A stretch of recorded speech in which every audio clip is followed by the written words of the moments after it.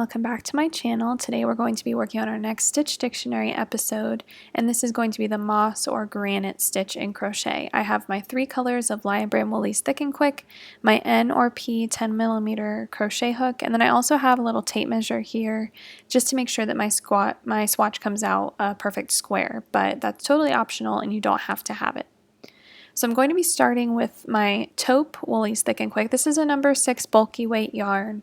So any number 6 would work, but Wool-Ease Thick and Quick is definitely my favorite for blankets especially. So go ahead and start with a slip knot. Insert your hook, tighten down the knot, and we're going to start chaining. So any even number of chains will work. I'm doing 32 chains. So here I have 32 chains finished. And we're going to start by single crocheting in the second chain from our hook. So single crochet in the second chain, and then we're going to chain 1 and skip 1 stitch. So chain 1, skip 1 stitch, and single crochet in the next stitch. So single crochet, remember, is insert your hook, pull up a loop, yarn over, pull through 2. If you have any issues with single crochet or chain stitch, go ahead and consult my individual stitch tutorial videos on my Crochet Beginner series, and you can find that over on my main channel page. So go ahead and repeat this all the way down, chain 1, skip 1, single crochet, chain 1, skip 1, single crochet until you've worked all the way down to the last stitch in the row. We should end here on a single crochet in the last stitch. Here's how row 1 should be looking. So we have a single crochet there in the last stitch. Go ahead and loosen up. I'm going to change colors here. We're going to change colors with every single row, but I do have a trick for you, and I'll explain that in just a few moments and why I'm using 3 colors instead of 2 or 4. So go ahead and change color here by whatever method you prefer.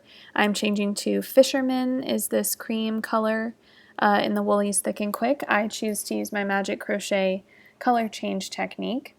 So I've changed my color, and now I'm going to start working with the Fisherman. So go ahead and chain 1.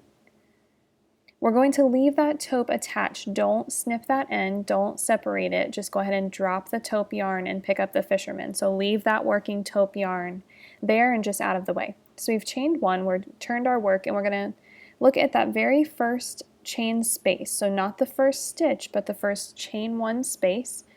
Skip over that first stitch and work a single crochet in the first chain space. Now we're going to chain 1, we're going to skip over the next stitch, the single crochet, skip that, and then work a single crochet in the chain 1 space.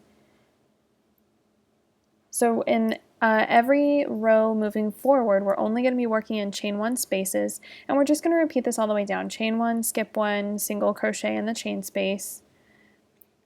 And so it should kind of fit nicely, all of your single crochets should fit nicely in all of the chain spaces from the row below, and we're going to just repeat row 2 over and over until we have the length that we want. So very, very simple here, only single crochets and chain stitches, but I did want to show you what row 2 looks like finished. So we're here at the end of row 2, we've single crocheted, we've chained 1, and make sure just to single crochet in that very last stitch. So it may look kind of like you have an extra stitch here or you're working an extra one at the end, but because we're skipping that first single crochet at the beginning of the row, we need to make sure to work a single crochet in the last stitch of the row as well. So we're going to go ahead and change color once again. This is Fig that I'm changing color to. Wool-Ease Thick and Quick in Fig.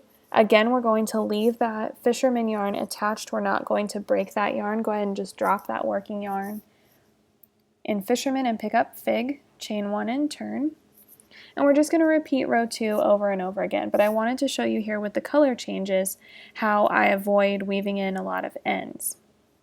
So again, repeating row 2, look for that first chain space, single crochet, chain 1, skip over the single crochet, single crochet in the chain 1 space, chain 1, single crochet in the chain 1 space, and so on and so forth. So you can just go ahead and finish up row 3 here in the same method we have been.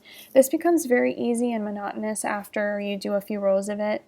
It definitely becomes much more mindless and looks very intricate for being so simple. So go ahead and complete row 3. Here we are at the end. Once again, single crocheting in that very last stitch. Make sure not to skip that, or your piece will come out looking like a trapezoid instead of a perfect square rectangle. So here we are, we're going to start working row 4, but we're going to repeat and pick up the taupe. So instead of cutting our yarn, we're just going to carry it up the side loosely. You don't want to carry it up too tight or it will cause some scrunching and bunching here on the edges. And then we're just going to repeat row 2 as we have been. So repeating as usual, we're going to carry up that yarn. And the way that we work this with 3 different colors, it's very easy to carry the yarn with each color. So when we get to the end of this row with the taupe, we'll pick up the fisherman from 2 rows below, and so on and so forth with every color. So don't break any yarn from here on out, just leave that working yarn and tuck it out of the way, and then pick it up with each row. So we can see here what my square looks like, all worked up and finished. I've got a total of 32 rows here to make a perfect square. Make sure you measure if you're doing a swatch for Stitch Dictionary. We can see here that everything is nice and square because we've remembered to stitch in the last stitch of each row, and we can see here on the edge what the yarn being carried up looks like. Now we're going to hide this later on with a border. Also, I wanted to remind you to go ahead and subscribe to my channel if you want to keep up with Stitch Dictionary videos and be alerted the next time that I post a new Stitch Dictionary square. So be sure to click subscribe below. Thank you guys so much for joining me for this episode of Stitch Dictionary. I'll see you in the next video.